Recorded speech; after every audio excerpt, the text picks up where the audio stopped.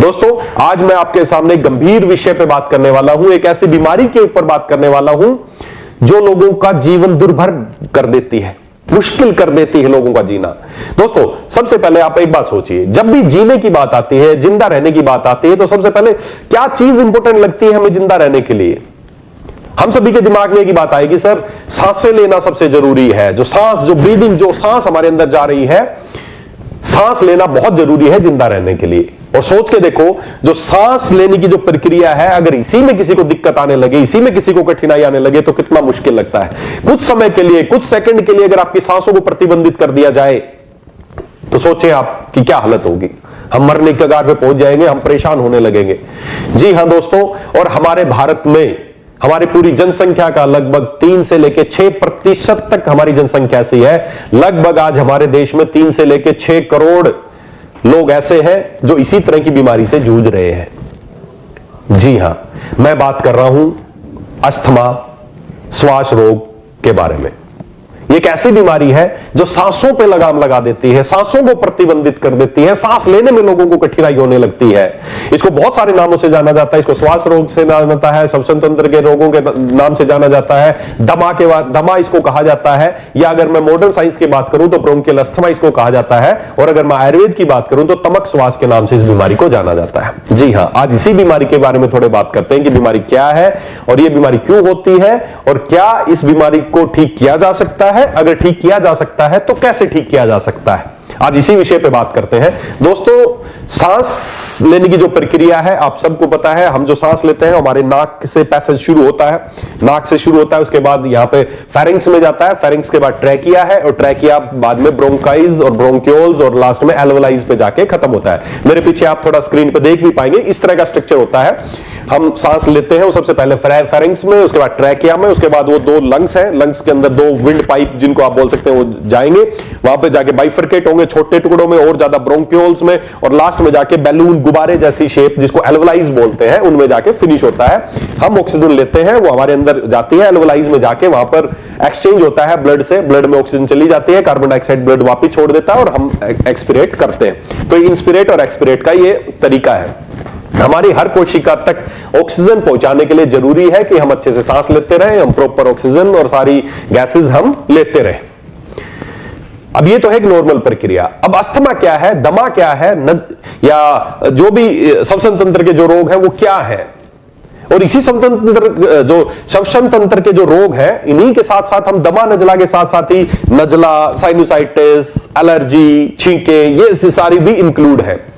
तो ये क्या है, इनके बारे में थोड़ी सी बात करते हैं। दोस्तों, होता क्या है, जो मैंने रेस्पिरेटरी ट्रैक्ट बताया, अस्थमा क्या है, ब्रोंकियल अस्थमा या तमक श्वास की बीमारी क्या है, जब जो हमारी सांस की जो नलकियां है, सीधी सी बात है, एक ही काम हो जाता है। जो सांस की जो हमारी नलकियां है, जिसको विंड पाइप, ब्रोंकाई, ब्रोंक्यूल्स, इन सब में सूजन आ जाती है, इन्फ्लामेशन आ जाती है, और जिसकी वजह से सिकुड़ जाती है, और जैसे वो सिकुड़ती है तो हमें सांस लेने में तकलीफ होती है। इसको बोलते हैं अस्थमा या दमा। सीधा सा फंडा है। ये एक नलकी है, आप देख सकते हैं, मेरे पीछे भी आप देख सकते होंगे, एक नॉर्मल विंड पाइप में और अस्थमेटिक विंड पाइप में क्या डिफरेंस है, आप पीछे स्क्रीन पे देख पा रहे होंगे। जो अस्थमेटिक विंड पाइप है वो सूजन के कारण सिकुड़ जाती है, और जैसे ही सिकुड़ती है तो मरीज को सांस लेने में तकलीफ हो जाती है। बस ये है ये बीमारी, और इसी बीमारी के आधार पर आप इसका उपचार भी कर सकते हैं, इसके लक्षणों को भी समझ सकते हैं। देखिए दोस्तों, अस्थमा की बीमारी हमारे देश में बहुत तेजी से बढ़ती जा रही है। इसके बहुत सारे कारण हैं। जो सबसे पहला कारण तो एक है, वो है आज एनवायरमेंटल अस्थमा, जिसको बोलते हैं एनवायरमेंटल अस्थमा। मतलब आज आप देख रहे हैं कि प्रदूषण, जो एयर पोल्यूशन कितनी तेजी से हमारे देश में बढ़ता जा रहा है। आज इतने बहुत सारे हमारे देश के शहर, मेट्रोपॉलिटन सिटीज तो ऐसे हैं जो इतने प्रदूषित हो गए हैं, जहां की हवा सांस लेने लायक नहीं बची। तो बढ़ते हुए प्रदूषण की वजह से, दैनिक जो हमारी लाइफस्टाइल है, जो हम जंक फूड ज्यादा खा रहे हैं, ज्यादा ठंडे पदार्थ ज्यादा खा रहे हैं, बासी खाना खा रहे हैं, ये सारे के कारण, और पोस्ट कोविड, आफ्टर कोविड एक बहुत बड़ा फैक्टर है हमारे देश में। मैं जहां तक, मैं डॉक्टर होने के नाते अगर मैं बात करूं ना, तो ये कोविड एक ऐसा बैरियर है कि कुछ बीमारियां तो ऐसी हैं जो before Covid and after Covid बहुत बड़ा रोल हो गया। जैसे हार्ट की बीमारियां बिफोर कोविड कम थी, आफ्टर कोविड बहुत ज्यादा बढ़ गई। उसी तरह अस्थमा या सांस की जो बीमारियां हैं, ये before Covid and post Covid ये बीमारियां बहुत तेजी से बढ़ रहे हैं, लोगों के फेफड़े कमजोर हो रहे हैं। लोगों को सांस लेने में तकलीफ हो रही है। तो दोस्तों, बढ़ते हुए प्रदूषण की वजह से और कोविड के बाद से हमारे देश में सांस की बीमारियां बहुत तेजी से बढ़ गई है। करोड़ों लोग, लगभग 3 करोड़ से लेके 6 करोड़ तक की जनसंख्या ऐसी है जो इस बीमारी से पीड़ित है, और इससे कहीं ज्यादा लोग ऐसे हैं जिनका अभी डायग्नोज नहीं हुआ है कि उनको सांस की बीमारी है। दोस्तों, इसमें मुख्य लक्षण क्या है? ज्यादा लक्षण आपको देखने को मिलेंगे। आपकी जो चेस्ट है उसमें जकड़ाहट मिलेगी, हमेशा ऐसा लगेगा किसी ने जकड़ लिया है, जो अंदर सूजन आ गई, इन्फ्लामेशन आ गई, आपकी सांस की नलियां जकड़ी गई है, आपको सांस लेने में तकलीफ होने लगेगी, चेस्ट में जकड़ाहट महसूस होगी, घबराहट महसूस होगी, और साथ ही साथ जब भी सांस लेंगे तो एक व्हीजिंग, सीटी जैसे आपने कोई नलकी है उसमें आप फूंक मार रहे हैं, आप नॉर्मल हवा जा रही है, अगर उसको भीड़ा कर देंगे तो फूंक मारेंगे तो आवाज सीटी बजने लगेगी, तो वही व्हिस्लिंग, ये इसका एक टिपिकल साइन है, व्हिस्लिंग साउंड। व्हिस्लिंग साउंड आपको मिलेगी। तो इस तरह के लक्षण जब होते हैं तो ये एक अस्थमा की बीमारी है, ब्रोंकियल अस्थमा या तमक श्वास आयुर्वेद में इसको माना जाता है। अगर मैं आयुर्वेद के अनुसार इसके कारणों पे बात करूं तो आयुर्वेद में 3 दोष आप सबको पता है, वात, पित्त एंड कफ। इन्हीं की असंतुलन की वजह से बीमारियां होती हैं। तो जो तमक श्वास की बीमारी है वात कफ जनित है, वात और कफ के असंतुलन हो जाने की वजह से तमक श्वास की बीमारी होती है।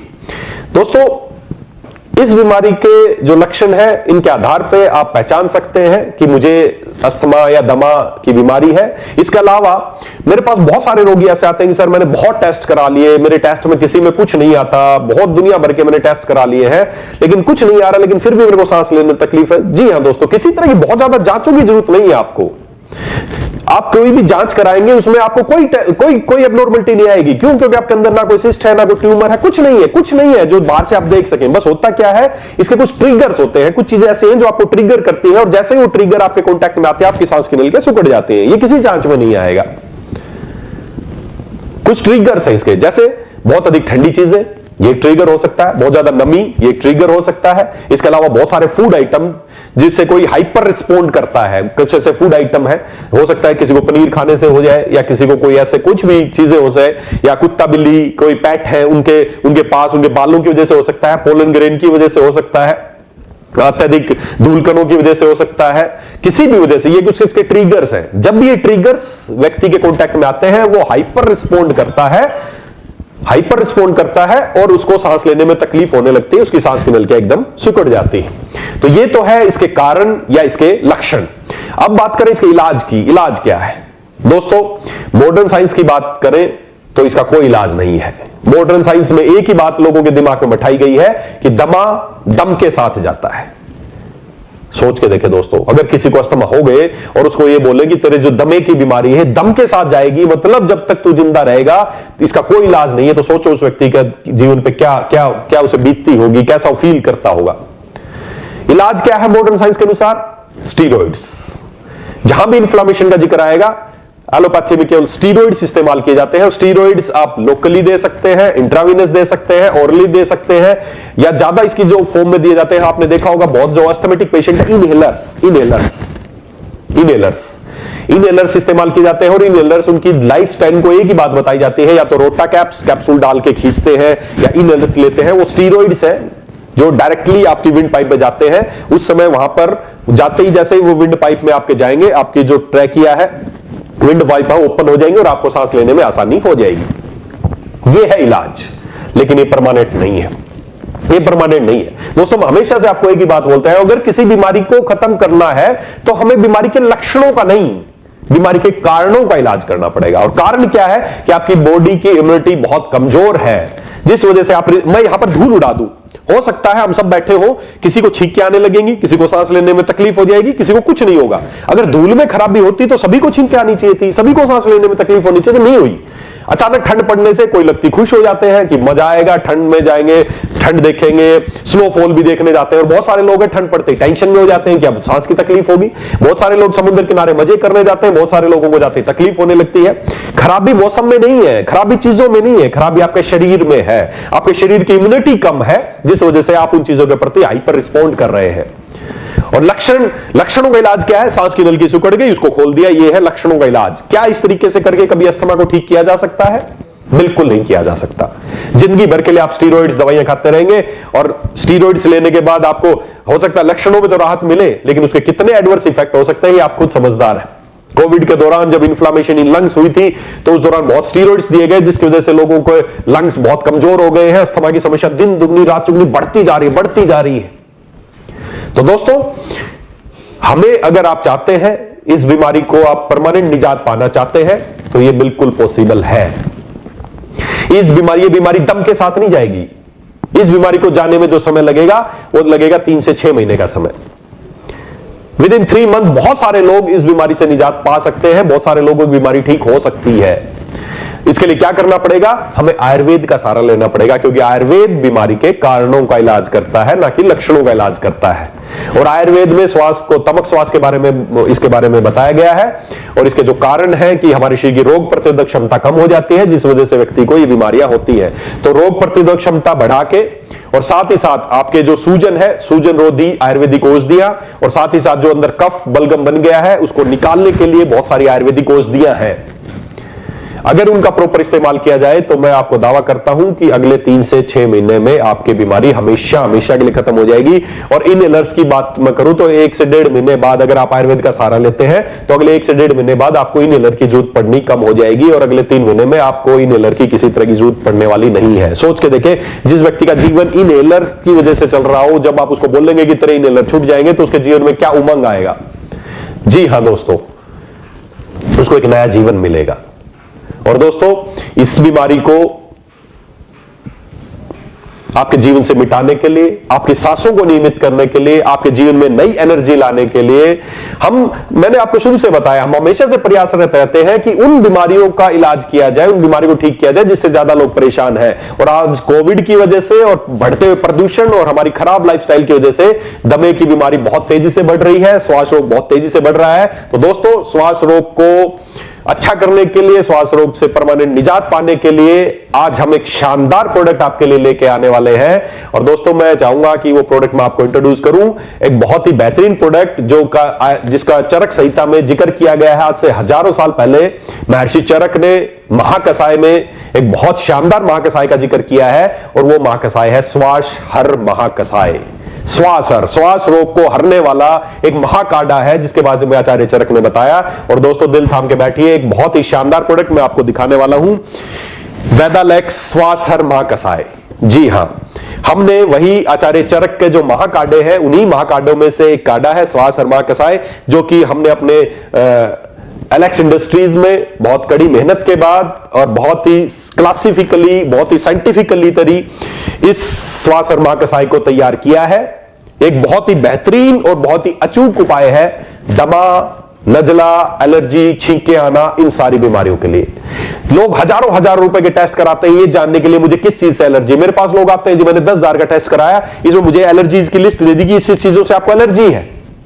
क्या हो गया उससे? अब आपको बता दिया आपको धूल मिट्टी से एलर्जी है, क्या बच जाएंगे? आपको बता दिया आपको ठंड से एलर्जी, क्या ये तो आपको पता है। क्यों हजारों रुपए लगाए आप ये जांच करने के लिए?